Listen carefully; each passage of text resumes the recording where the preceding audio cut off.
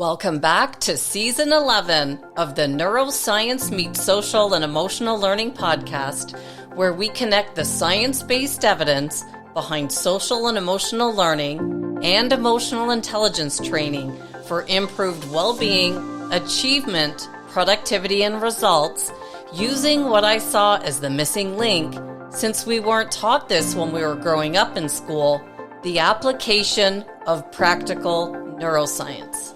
I'm Andrea Samadi, an author and an educator with a passion for learning, and launched this podcast 5 years ago with the goal of bringing all the leading experts together in one place to help us to apply this research in our daily lives.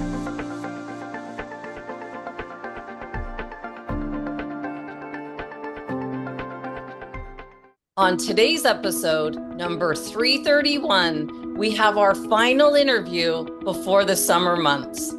Today we'll be meeting with Allison Morgan, the founder of Zensational Kids. She's a pediatric occupational therapist, author, international public speaker, and educational trainer driven to empower youth and the adults that care and serve them. She's passionate about training educators, parents, mental health professionals, and allied health professionals, giving them effective techniques to develop skills like self-awareness, management skills, compassion, and resilience so they can model and authentically teach these skills to children. Allison began integrating yoga and mindfulness into her therapy sessions with children in 2007, discovering the multitude of physical, emotional, cognitive, and behavioral benefits that these practices offered her occupational therapy clients, and then recognizing the need for more mental health and social emotional learning programs in schools, Allison began writing curriculum and developing teacher training programs to help others share these practices. For those who followed our work over the years, you'll know that when I came across Allison, I was thinking I wish I knew her in 2014 when we launched our curriculum into the school market and got to see firsthand just how difficult that would be. She's the author of curriculums for pre-K through high school age students, which is not easy to be focused on both elementary and secondary students at the same time. They're both vastly different, requiring completely different strategies. She wrote Young Explorers, Yoga and Mindfulness in Early Childhood Education, Educate to Be, Mindfulness and Social Emotional Learning for Educators and Students in the K-5 Classroom, and then Everyday Mindfulness, Techniques for Teens to Develop Compassion, Calm, Focus, and Resilience. And I had to be sure to connect with Allison before we take a break from interviews prior to those summer months, because of the importance of addressing the stress our kids are facing in the classrooms, especially post-pandemic. I look forward to meeting Allison and sharing her knowledge and expertise that this podcast was built around. Let's meet the CEO of Zensational Kids, Allison Morgan. Welcome, Allison Morgan. It is wonderful to meet with you after our email exchanges. We have so much in common, don't we? We've got gymnastics, SEL, neuroscience. Where do we begin? Yeah. I mean, there's so much we can touch upon here, and I'm really excited to dive in with you because there are all these different elements of how we're linked and things that we can really help people maybe unpack and understand a little bit more for the work that they're doing. Definitely. Well, I'm excited about this. Can we just start with you walking us through your career as a pediatric occupational therapist and then orient us to your background so we know how you got to this place? Yeah, sure. Thank you. So I went to school to become an occupational therapist. I knew immediately I wanted to work with kids from the very, very beginning. Early in my career, I worked in hospitals. I went to specialized schools to work with kids with different types of abilities. But the main part of my profession was school-based. OT. So I was working with a lot of kids with autism, Down syndrome, ADHD. I mean, those were like the most common diagnoses. And then what I would call like gobbledygook, the kids that they would go out for all this testing and it would all come back kind of inconclusive. This is going back, 25 years ago where they didn't have all the diagnostic categories that we have right now, especially with the autism spectrum. I had a really successful career just being in schools, working with kids of all ages. And about 15 years ago, literally, I walked into my first yoga class and started to just experience what is breath, movement, mindfulness like in my own body. And what was interesting was at that time, I sort of hit this point in my career where I was like, you know what? All these IEP meetings are the same. We're working on the same goals, doing the same thing, having the same results. Parents are saying the same thing. Teachers are complaining about the same thing. But it just sort of like, when you're in that like environment where everybody's experiencing the same thing, it's easy to just believe like, oh, this is just what it is. We're all doing the best that we can, but this is just what it is. But when I started practicing these contemplative practices, I just started to notice very, very quickly. When I say very quickly, like in my first like class, I totally shift into this other like inner state. The easiest way to describe it is I felt really calm, peaceful, clear, and powerful. And when I mean powerful, it's like I just like felt in control of myself. And like this is amazing. Like I'm on this like rubber piece of like like cloth and just doing these things with my body, like not the squeezy toy, a bouncy ball, all of those modalities and things that we would use in therapy to help kids perhaps or hopefully feel this way. But I was just doing it with my own body and it felt amazing. And then I just thought, like, do the kids that I work with ever really feel this way? Like, I have these supposed tools to help them feel this way, but do they really? Right. Because I know that when I feel this way, I do better. When I feel good, I do good. When my body and my mind are actually aligned and in sync, my functional ability is better. So it must be true for all the kids that I'm working with too. So essentially what I started doing was I always go like, who's doing this? Who out there like knows this? I can't be the only one. But Right. this is 15 years ago. So there really was like, everything I found was sort of like, that woohoo, like spiritual kind of thing. And even though there's a big part of me that I'm like, yeah, I get that. I could see that, but how am I going to explain that to the administrators and the teachers? And No chance. so I just having that background in science, I'm like, okay, so I could see how when I breathe this way, I'm actually triggering something else within my nervous system. Like, what is that? And then what happens? I sort of went down this rabbit hole of like, look, just follow the science, what's out there. And at the same time, can I teach this to, say, a 5-year-old functioning at a 6-month level, a cognitive level? So I just started adapting, experimenting, trying things out. And really what I found is that, oh gosh, there's so much beauty about the human nervous system. And when we really get this nervous system into a place of balance, there's incredible things that we're able to do.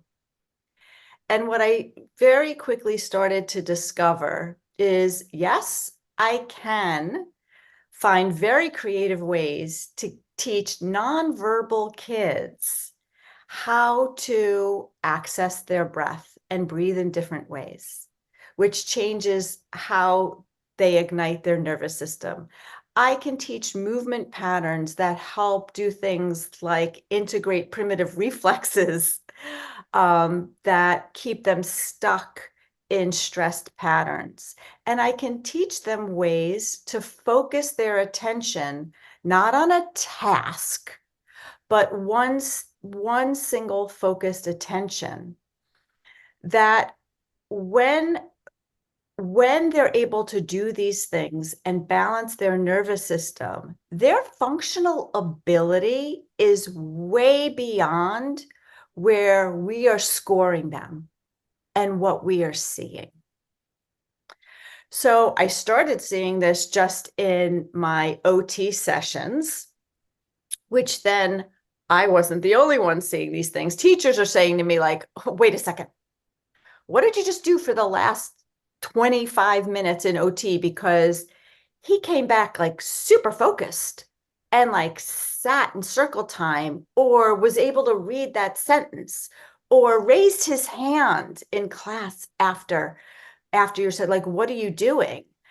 And, back then, all I could say was, we did yoga and mindfulness in our OT session. Right. Because that was the best thing that I could say to them at the time. Right. And they were like, oh my God, don't tell anybody. Don't tell anybody what you're doing. Right. Because no parent or administrator is or some of the teachers are just gonna freak out. Right. So that's really, how it started. 15 years ago, you didn't hear mindfulness in school. You didn't hear yoga in school. You didn't hear breathing techniques, focused attention practices. But that is really what I was doing and figuring out ways that we could teach this to kids of different ages. And what it really morphed into was, I was lucky that being an OT in a school where you had I had really good relationships with everybody. So they trusted me. Right. So I'm like, look, you want me to stop? Tell me to stop. I'll go back to the spinny boards and the squeezy toys. I'll go back to all that. And they're like, no, this works. This works. So what started to happen was everybody started asking me, all the teachers, like, can you come in for 5 minutes? Because I've got these kids that they're not diagnosed. I brought them up for, for possibly getting an evaluation, but they're not going to evaluate them. And I'm really stuck and it's really distracting. So I just started doing things in full classrooms to help everybody. And the reality is, especially now, I mean, even 10 years ago, there were a lot of kids struggling in classrooms, just stress, anxiety, needing to move. Like, that's no surprise because look at how, in kindergarten, how long kids have to sit. And we know through the science is that they can't, they Right. shouldn't, and they can't. It's like, it's normal. But in schools, like, they need kids to, all essentially be able to do what looks like the same thing, sit down at the same time. So teachers were asking me to come in and I was trying to figure out, okay, how could I do things with a full class, help the full class? And then it became, all right, how can I do things that are really going to help the teacher? Because these teachers are struggling. And again, this is way pre-COVID. Yeah. Way, way, way pre-COVID. I always say now, like, the things that we're seeing, since COVID, they existed before, they're just magnified now. They're way, way more magnified. So I think that I was really lucky that I discovered these things, I could say early in my career, like mid-career, because now I've been into this for over 30 years, of just working in schools and working with kids. But, we've really come to a time where especially schools need to look outside their typical box for solutions that are going to help them with what they're seeing right now, because there's a lot of struggle going on. A lot of struggle. And with that struggle, when you don't have answers, there's a lot of suffering. And it's all around, you know, the kids are suffering, the teachers are suffering, and parents are suffering because they don't really have the answers that they need. Like, why is my child behaving, one way in school and another way at home? Why is my child suffering so academically, and what could we do? There's just so much. So much. There's a lot. There's a lot here. But what I loved, and I wrote it down, was you said the students felt powerful. And that's what I saw. I'll never forget when I made the SEL connection. I remember it was with 12 kids that were challenged to work with the speaker that I worked with at the time. And they stood up on stage, and I think it was the Superdome in New Orleans, and they were to present what they were learning.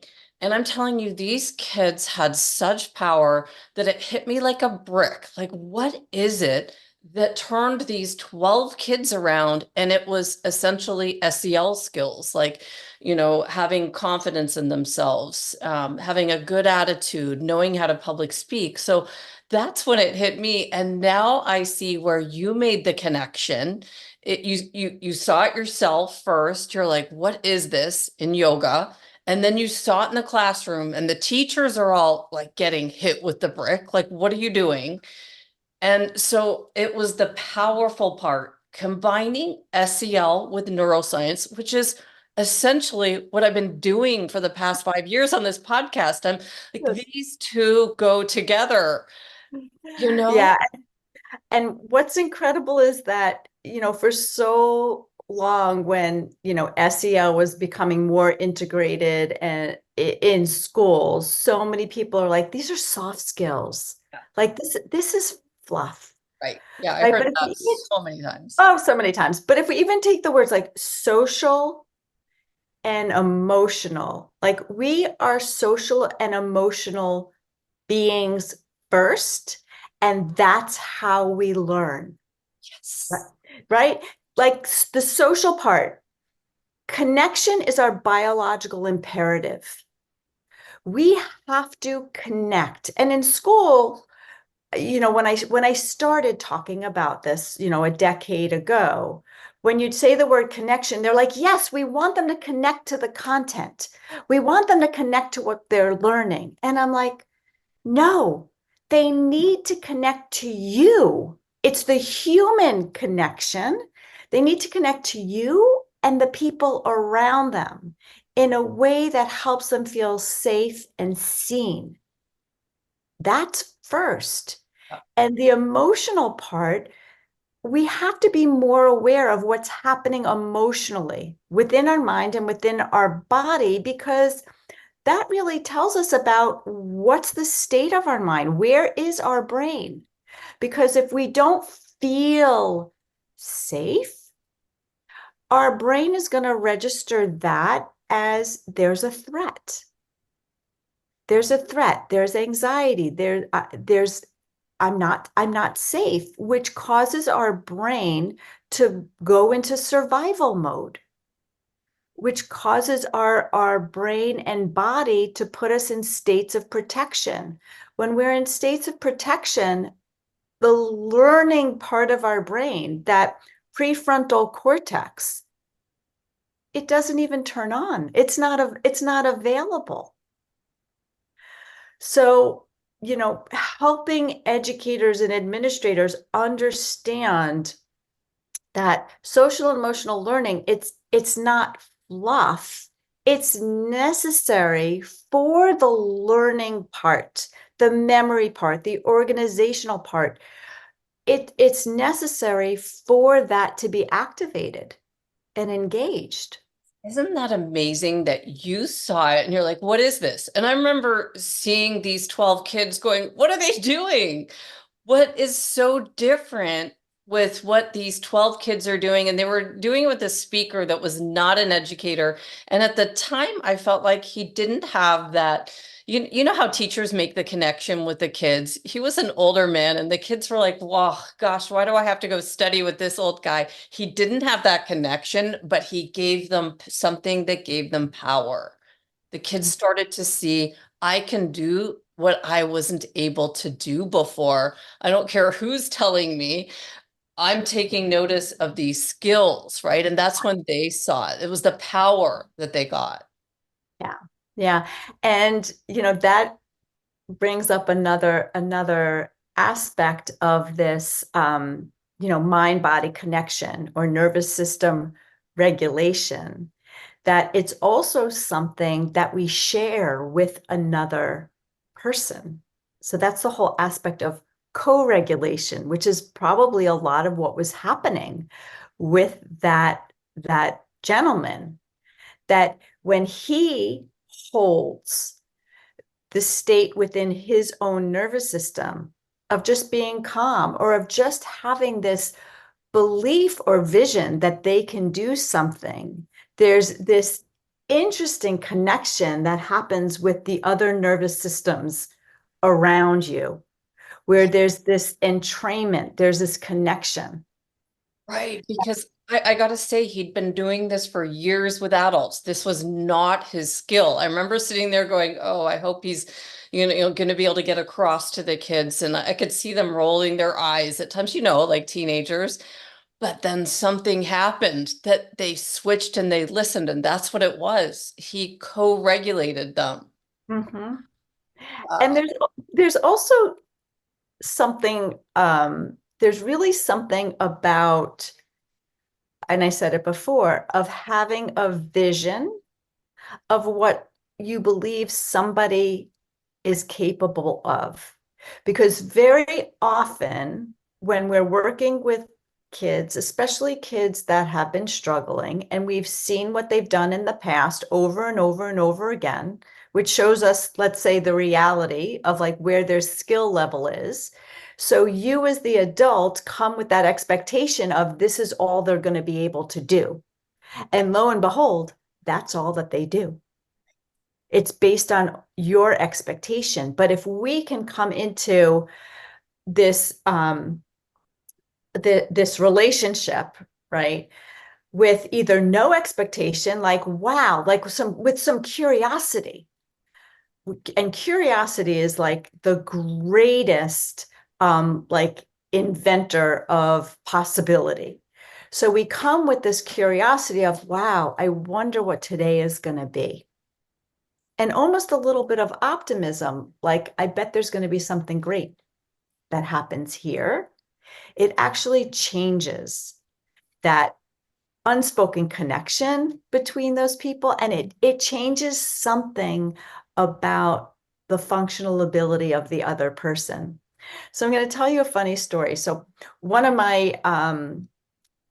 my roles as the OT is I would go to other districts to do evaluations for them, because I couldn't evaluate kids in my own district. It was sort of like a conflict of interest. So other districts would hire me to do the evaluations.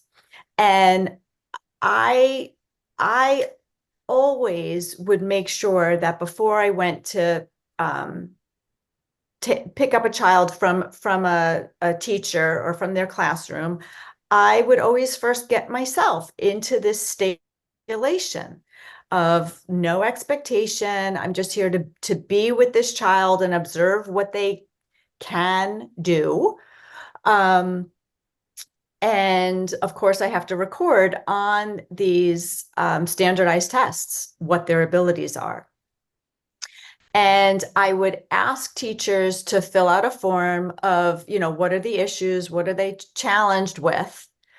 But I wouldn't read, I got to a point where I wouldn't read it before the evaluation. I'd wait till later because I didn't want it to become part of my belief of this is all the child could do. So I would bring the child to the evaluation room, and I sort of always had this mantra of we're just here to spend some time together, and whatever comes of it, comes of it. There's no expectation of you. And what started to happen were kids were scoring way higher in every area that I was assessing. And of course, in schools, there's a lot of overlap between what the speech therapist will look at, what the physical therapist will look at, and what the school psychologist would look at, and the OT. And I was getting scores that's like, these kids are not even going to qualify because of what they were able to do functionally in the evaluation with me. Wow. So I found that. So there was you. I found it really, really fascinating. I'm like, yeah, I'm skewing this because of how I'm showing up, right? But I actually had to stop doing the evals because I knew that these were kids that in their everyday, they're not functioning at this level. And part of it is because of the environments that they're in Right. with the people that they're with. And they were going to need support. So I felt like I had this decision to make. Either I'm going to stop showing up the way I'm showing up and just show up as like the typical clinician to do the eval so that I could get the scores that the schools needed in order to get them qualified for services, or I'm going to stop doing the evals. So I Interesting. stopped doing the evals. Yeah. Wow, you're just reminding me of all these times going back in the day before I even did this work. I sat in the room with some students. I worked at ASU doing tutoring with these athletes that were at risk in the classroom. And I Mhm. remember sitting with them going, I don't understand where they're at risk. So to me, showing up as brilliant. There was this one kid, and I'll never forget his name, Ike Diogo. He ended up going and playing pro. But I'm just like, how are you struggling in the classroom? You are so skilled on the court. And the questions I was asking him about his attitude, how do you overcome obstacles?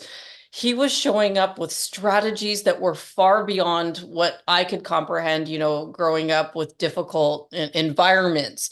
The level of thinking that he was at was so high. I was like, this kid has to be pro. And I don't know what strategies I could give him to get through the academic side. Why was he showing up weak in the classroom when he was a pro with his sport? Do you know what I'm saying? It was like, Oh, absolutely, absolutely. I mean, a lot of that could have even been his own belief about himself, right, right? right, And so on the field, he believed I'm really good at this, and he got recognition for it, right? Which from other people, which validated his belief. But when he's in the classroom, you know, it wasn't his strength, and everything around him supported the fact that it wasn't his strength. So it just started to compound his ability. It just started to reinforce his belief that this schoolwork just isn't my thing. right.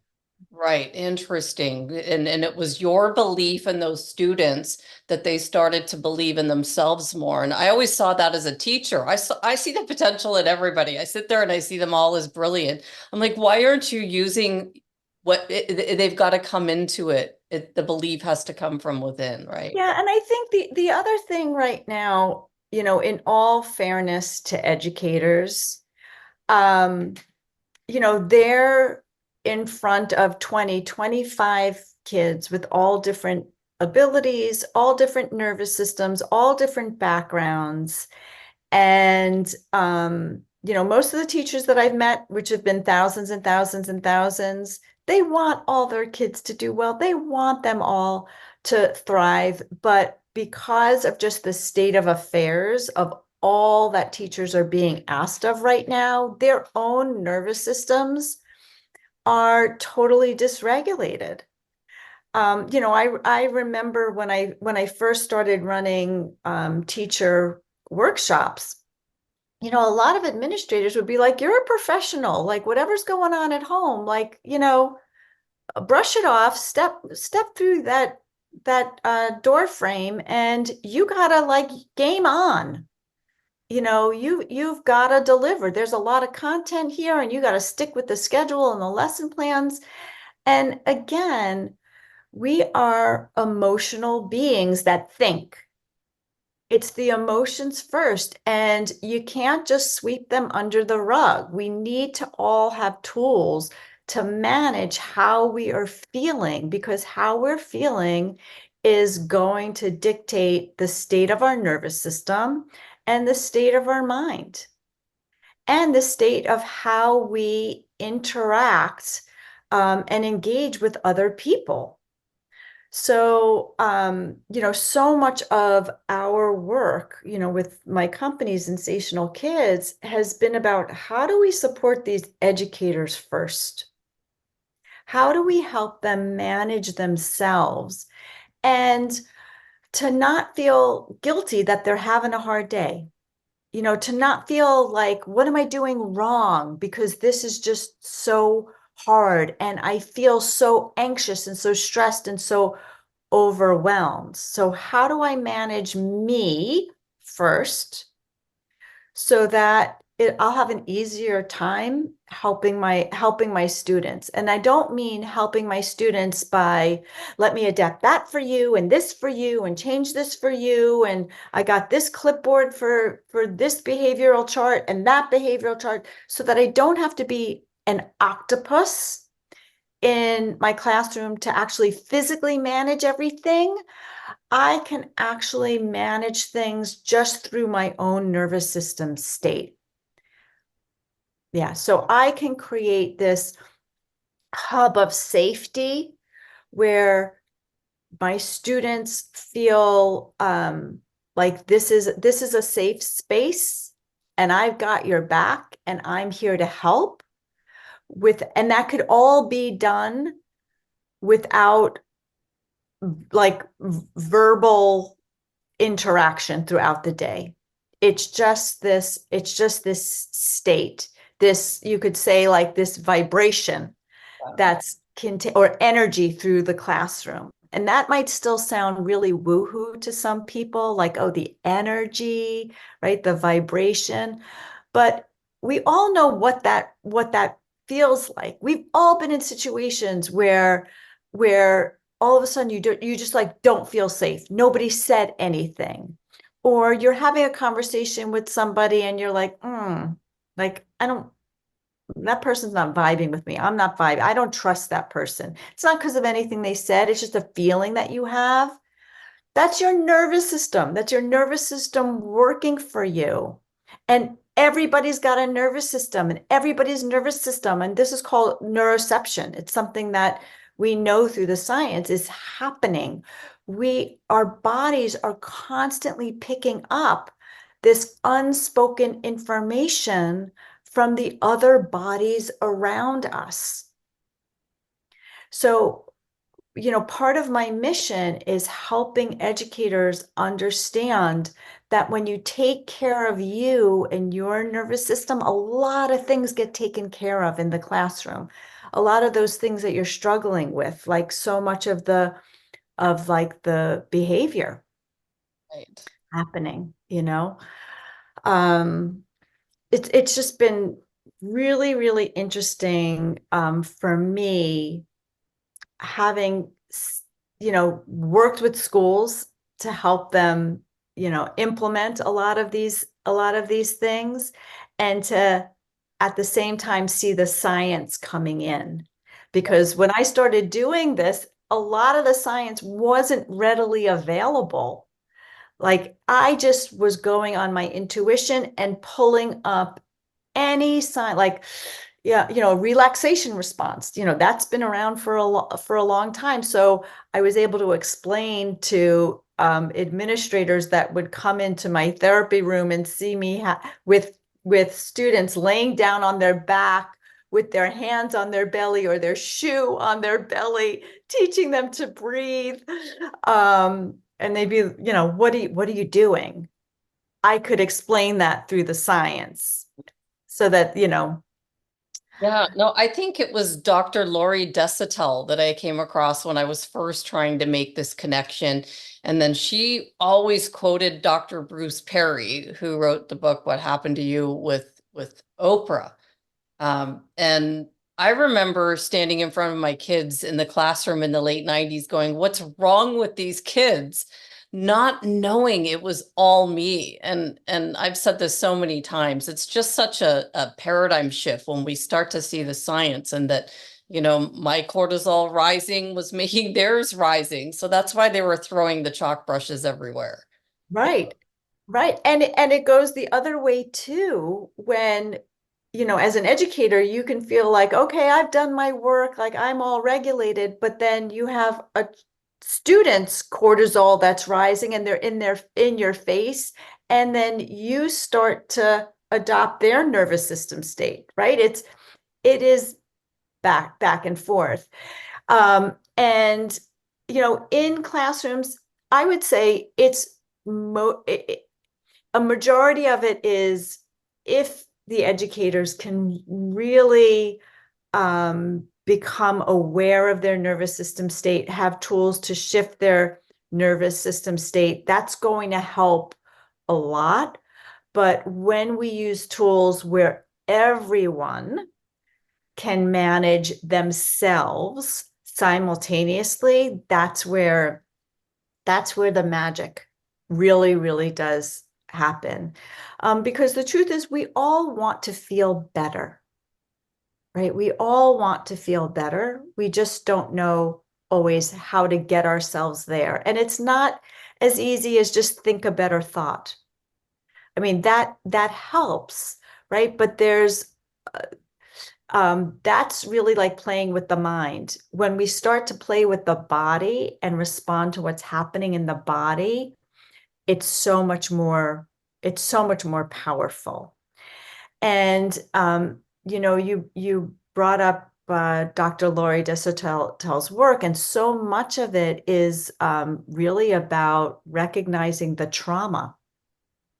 role of trauma in our world right now, in our life, and how it is affecting our students. And that's another aspect of new information. It's been out there for a long time, but for schools to understand how many of our students have experienced trauma and what that means.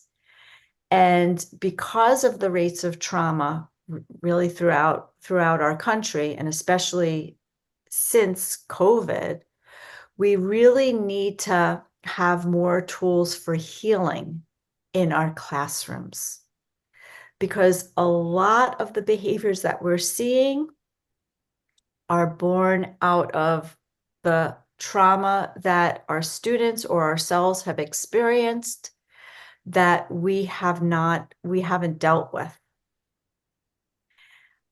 And it seems like another layer of like, okay, now it's our educators' responsibility for that as well. That used to just be our school psychologist. We could send our kids to the school psychologist when there's mental health, there's trauma, and all of these things. But, we're now in a situation where if you ask any educator, what percentage of your students either are struggling, like they have a diagnosis, or they don't have a diagnosis, but they're struggling with a learning challenge, or you see a lot of anxiety or ADHD, the list could go on. What's the percentage? They're going to say probably about 80%. Yeah. Yeah. If I think of my own kids, this is like, with all these tools and setting the stage right, it's happening here too. Like we need these tools and we need Right, how to use right, them. right. And I would say the two things within social emotional learning, when I say social emotional learning, the castle pillars of what constitutes, an SEL program, are really the self-awareness and self-management. Because most of us, if you have not been raised in a home where being aware of how you're feeling and what you're thinking, if that hasn't been, taught in your child rearing, um, you're not gonna know what that means, really. Like, how do I feel? And when I say feel, it's not just like naming an emotion, but also, what are the sensations that my body is feeling in this moment. And, probably if I asked you, Andrea, like, name 10 emotions, that you've felt, within the last week, you can rattle them off. But I will never forget when Brene Brown wrote her last book, Anatomy of the Heart.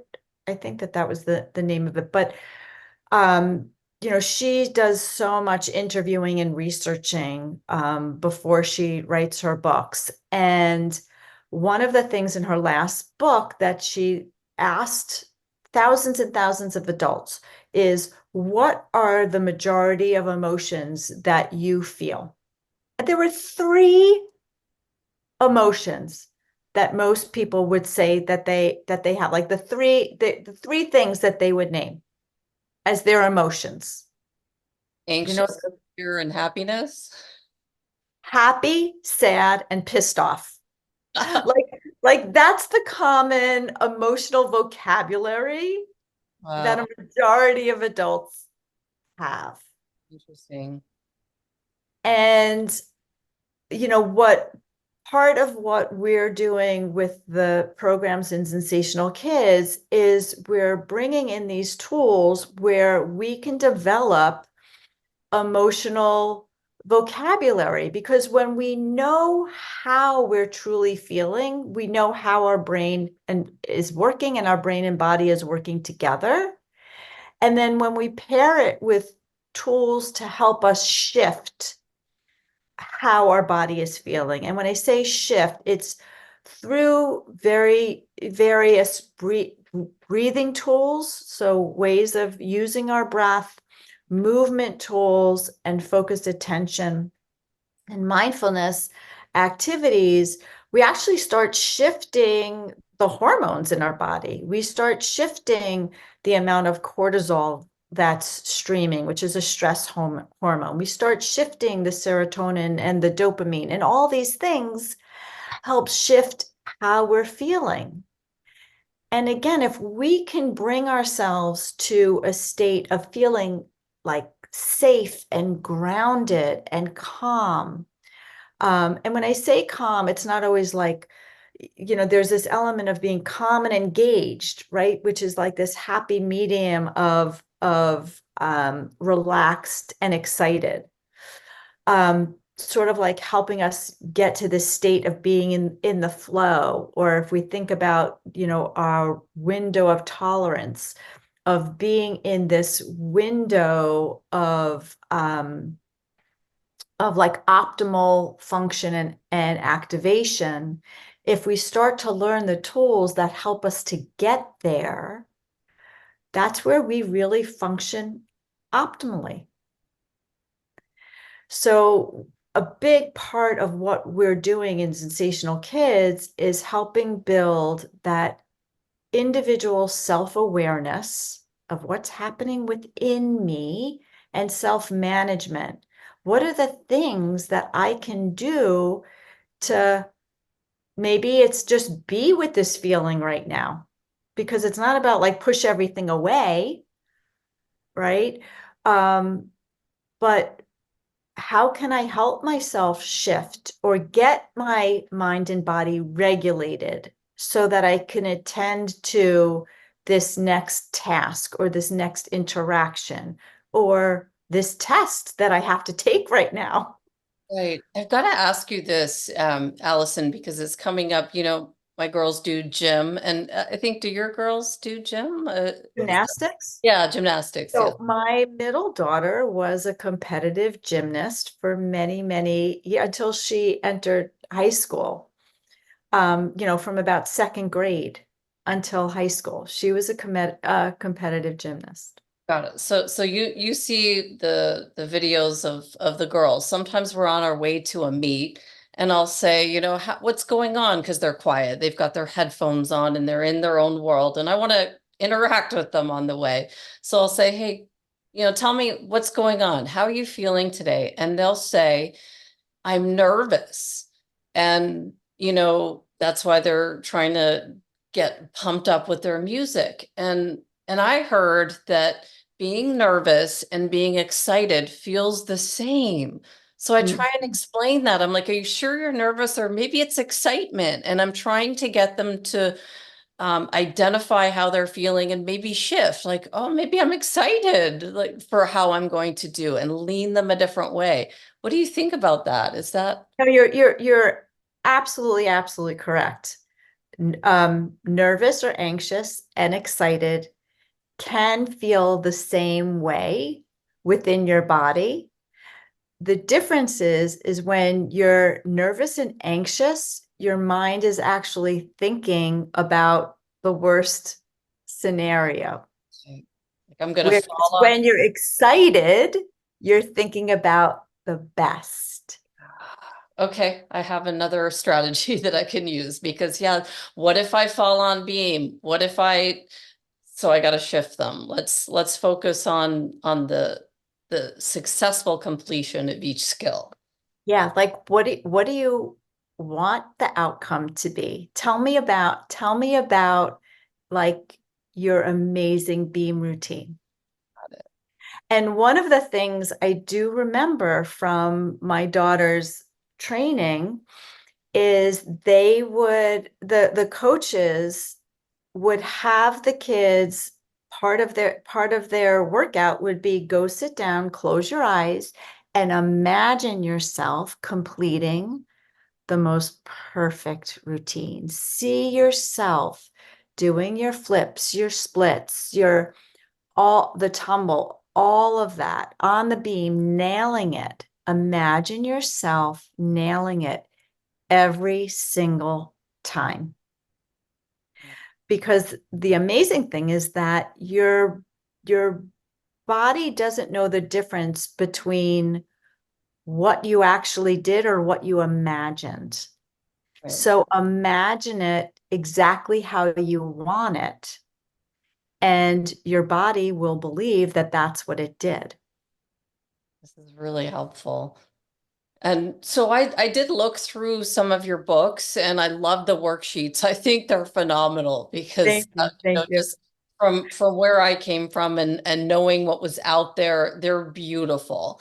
Thank you. You've got your PBIS, and I'm going to say it out loud because I sometimes forget what all of this means, but positive behavioral interventions and supports. Board. And Yes. your RTI, your response to innovation, your response Intervention. intervention, and that aims to hit those struggling students early on.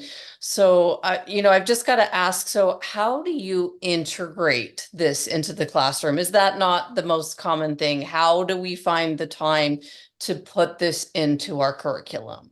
Yeah, yeah. This is what I love about our programs. The fact that I built them in classrooms. So when I was building them, I'm like, I only want to come up with something that actually works for the time teachers have and what is possible. So the way that our program works is that our main program, it's 40 activities, 40 tools. Not that you have to do all the 40 tools, it's to give you options. So there's breathing tools, movement tools, and focus attention, mindfulness tools. And they're designed to be completed in 1 to 2 minutes. It's 1 to 2 minutes of time where what everybody in the classroom is doing. So I designed them first as individuals. So I would use them in therapy. But what I realized very quickly is there's all these kids in the classroom that need it too, that are never going to be able to be classified to be in a room individually with me or in a small group with me. So I needed to design tools that could be used individually, small group, and in a full classroom so that everybody can access them. And they only take 1 to 2 minutes. And in that 1 to 2 minutes, what you're really helping individuals do is shift from, say, a dysregulated state, right? Where you could think of the kid that's all over the place, really, really anxious, looking out the window, rocking in their seat. What we're working towards is taking that nervous system and shifting them into a regulated state in 1 to 2 minutes, so that then after you complete an activity, then you teach a new skill, right? A new lesson. And the idea is that you're not teaching to a dysregulated nervous system, because a dysregulated nervous system cannot learn. This is why so many teachers like repeat, repeat, repeat, repeat, repeat. So if you can teach to a regulated nervous system, it means that your prefrontal cortex will be activated, right? So your executive functions will have the best chance, the best opportunity to be working for you. And this is where you can hold more memory. This is where you can organize the information. This is where you can integrate the new information with the old information. This is where true learning happens. And some teachers will say, I don't have 2 minutes. Like, look at this lesson plan. Every minute is accounted for. But, my response to that is, if you're teaching to a dysregulated student, you're going to have to reteach that anyway, which takes more time. Yep. So it really is about helping each individual become aware of, what's my starting point? How am I feeling right now? What is going on? Let's find a tool that helps me become more grounded, more connected, ability to focus more, get myself ready to learn. And have their own little bank of what works for them. And that's why we offer, the main curriculum is 40 tools, because not everybody is going to like or recognize the same type of shift with each one. So the idea is that if we're using these tools in a full classroom, you try different things. And as the educator, just notice, even for yourself, what helps you feel more grounded, feel more safe within your own body, and what is helping your students do that as well. Let me tell you this, because when I first started doing this work, you're talking my language and you've been doing this for years, but I started testing it when I was asked to go into the schools with a curriculum in Arizona, and I went into I would take the programs and go to struggling schools that couldn't pay, just to test it out and see, how are they going to react. And I used Dr. Lori Desautel's, one of her strategies. Like you're saying, you've got 40. Let me just tell you about this one, so that I can kind of, for people listening that might be wanting to try stuff out. And it was a first aid station, an amygdala first aid station, she called it. And I just put a Or I bunch. think amygdala reset, or Yeah, reset. exactly that. And I Yeah. just put it behind me. And then I went and I was to teach the kids these character lessons. And within every time somebody gets into an argument or something while I'm teaching, and normally the teacher in charge would kick them out and be like, Miss Samadi's come all this way to teach you, get out. And instead I said, could we just try the amygdala first aid station? And the kid rolled his eyes and he went, but he put lotion on. Like I just made it up. I just put a bunch of things, lotion and a whole bunch of different things to help reset them. And then he went and sat back down. And I thought, okay, this is it. Like this was just one example, right? That's right. That's right. That is just one example. And we're very, very quick to call kids out in classrooms when they're disrespectful or distracting, or triggering other kids. But another thing that we just know from the science is that by calling them out for that and kicking them out, we're adding on to the pain that already is what caused the behavior. Exactly. Uh, So when we start giving kids the agency to compassionately like recognize how you're feeling, it's okay, it's normal. What can we do? What can we do to help ourselves feel better? Exactly. What Because I can we help ourselves for? know what the other kid said to the other kid that made them get into a fight. I don't think it had anything to do with me. It was like, Oh, probably not. Right, right? right, probably not. I'm like, Just let him stay. It's okay. Let's Right. get past this." And so when you said people don't have the 2 minutes, that took, like they were trying to kick him out. It took 2 minutes for us to say, Instead of kicking them out, could we try this?" And the kid just walked and put the lotion on and went and sat back down and was listening. I'm like, oh, that's cool to see a strategy work. Right, right. Yeah. And this is what I'm really, hoping educators will take the action to allow themselves to try things that maybe their whole school isn't adopting yet, even, and just try something kind of out of the box Yeah. that they've never done before and see if it works. Because I know that it does. Yeah. I know that it does. Um, and when we first started, we were really about helping all schools adopt this model of of mindfulness, of self-awareness, of these self-management tools that are regulating to the nervous system.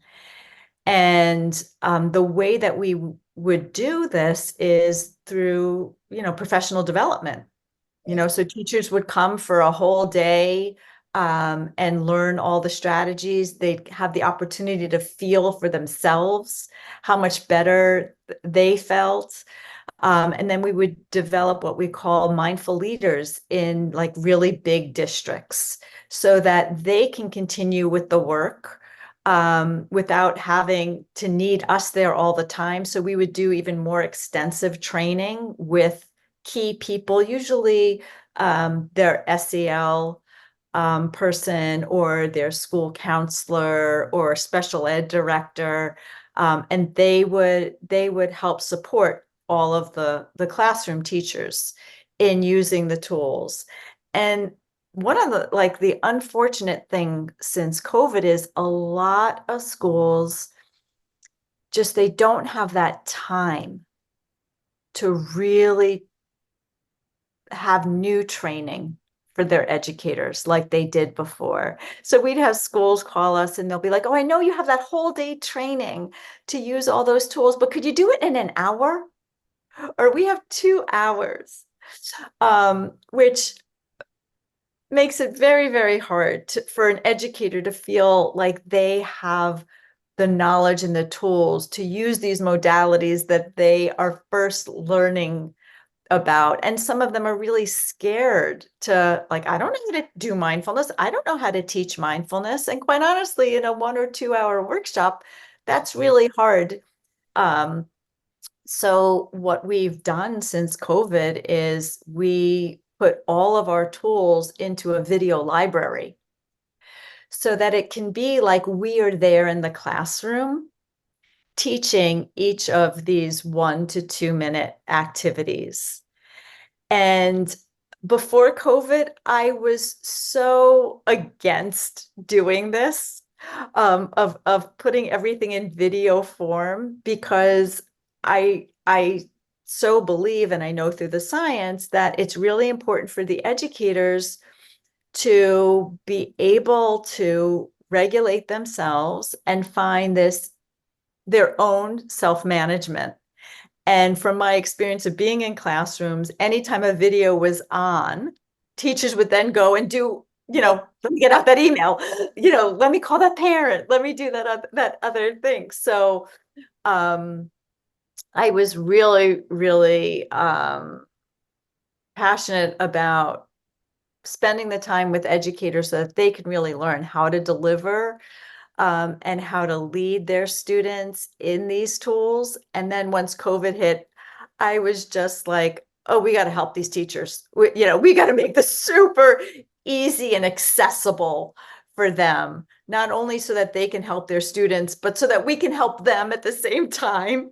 Exactly. So we ended up putting everything in video form. So they just like click and play, and they can actually use the tools at the same time. Like take that mind body break for 1 to 2 minutes to reset yourself, which is what's really going to sustain that co-regulation through the classroom. Wow, it's just there's so much here, and I wish we had more time. I could just keep talking to you about this, and it's making me think of tools that I've tested.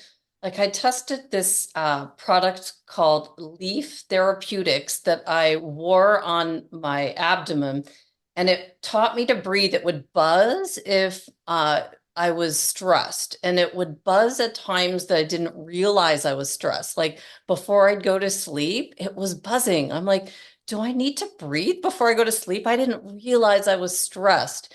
So I'm just starting to think, the solution was breathe.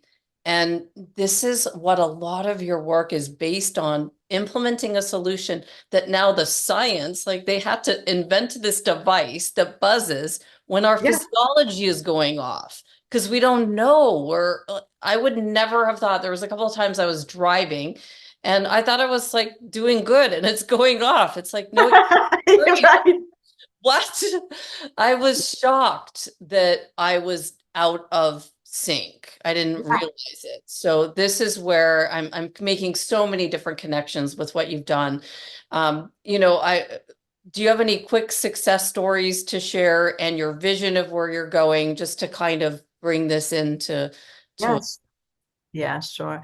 My favorite thing is when, we have teachers that learn how to use the tools, are highly skeptical because this is really, really out of the box. They have this moment of, I'm just going to do this. I'm just going to trust this because I'm at my wit's end, right? And they come back to us with just like, that works. It's changed everything. It's changed everything for me in this classroom, which for me, being someone who I've always worked with the most struggling students, and I know how for these students, even though they have those moments where they're pulled out of the classroom and they get all this attention and everything is adapted for them, but going back into the classroom, especially like an inclusive classroom, it always just feels so threatening and so stressful. And to know how many of those kids right now are in all those classrooms, and to have teachers like for that to click for them.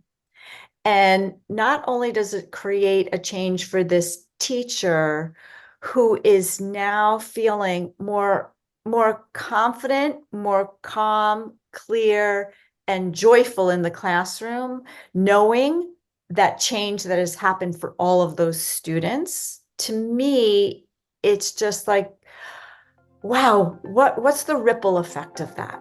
Like, what can we really, really like change and accomplish in schools when everybody's just becoming more and more in tuned to how things feel rather than how they look? And that really is my vision. Like, can we bring more humanity and more of our humanness? And I look at like our nervous system as this incredible technology that we have, that every single human being has, that I still feel like we're just starting to really understand the wonder and the magnificence and the brilliance of what that means and what we're capable of. Like, what if we really start bringing that into how we're raising our children, how we're teaching our children, and how we are valuing the connection that we have, our human connection between one another.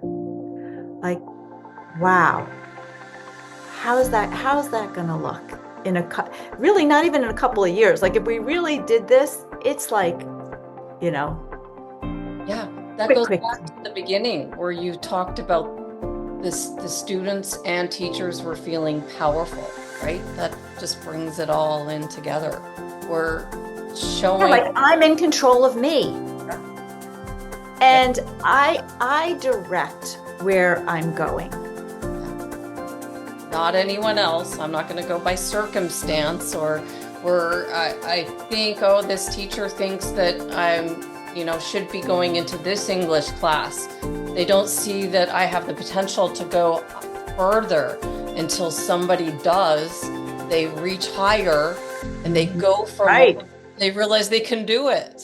Like that's what I see. This has the potential to really break people out of the molds. Ah, this is good. This is good. Allison, I want to thank you so much for reaching out and sharing your vision that is completely aligned to me.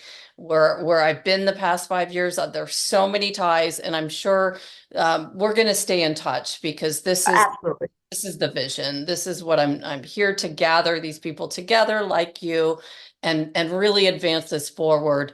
If people want to learn more about you, is the best way through sensationalkids.com? Is that the Yeah, best? yeah, that's the best way to find out, like to get in touch with me or to find out more about what it is that we're doing for schools. Also, I have a ton of free resources on the website. Like if you want to start just testing things out, what you heard here is intriguing, and you know that there's a lot of things that you're suffering with in your classroom or even in your home. For free, you can go on our website and download some things that you can try. I also, if you would like to try the videos, we also have a free offer for all of your listeners, Andrea. So they can go to Zensational Kids /free stuff. So it's just FREESTUFF. And what that will give you is a whole month of videos that you can use in your classroom, or you can use them in your home as well, where it's us teaching these short 1 to 2 minute lessons of breathing in a certain way, moving your body in a certain way, or meditations. And what is unique about these videos is that each one, it's as if we're there teaching your child. So we give a little intro. For example, like, do you ever feel like your stomach is so tight because you're anxious about something, or you're worried, and it just really doesn't feel good and you just want to get rid of that feeling? And maybe what you do is like you scream at somebody or you rip up your paper because you're so frustrated. Well, do you want to try something else that's actually going to help that feeling soften and Wow. help you do better at what you're about to like try? This is called, such and such breath, or, so it gives your students an understanding of like, why are we doing this? This is like so silly, right? So it Strategies that they can use. right. And how to apply them. And that's the other thing that I think is so wonderful about teaching these things to students, is that you don't have to tell them all the other times they should practice it again. They immediately know. Like we have had kids say to us, the belly breath that you taught me. I was really, really nervous before I got on stage because I had to sing in, school chorus, or I had to give this book report, and I was really nervous. So I did that before I stood up there and I started talking, and I felt so much better, you know. Yeah. Well, I want to thank you so much. Just to close out, what do you want people to take away from all of this? Would it be your vision for change? I'm just trying to bring it all in. How would you like to? I think it's even beyond just education. I'd say my big message is that we really do have the tools within ourselves. It's our, like you could say, even our God-giving given tools to help ourselves manage, cope, and feel good, feel happy, feel joy, feel connected. And no matter what your circumstances, no matter what things look like around you, we all have the ability to manage what's happening within you. So change happens from within. So have the compassion for yourself to understand how you're feeling, not judge yourself because you're feeling a certain way, but allow yourself to feel what you're feeling and know that there are tools out there so that you yourself can shift from the inside out. But thank you so much for meeting with me today. This has been Welcome, and thank you. Thank you so much for starting this conversation and for everything that you're doing and you're bringing into the world, because I think it's just so important. thank you. Thanks so much.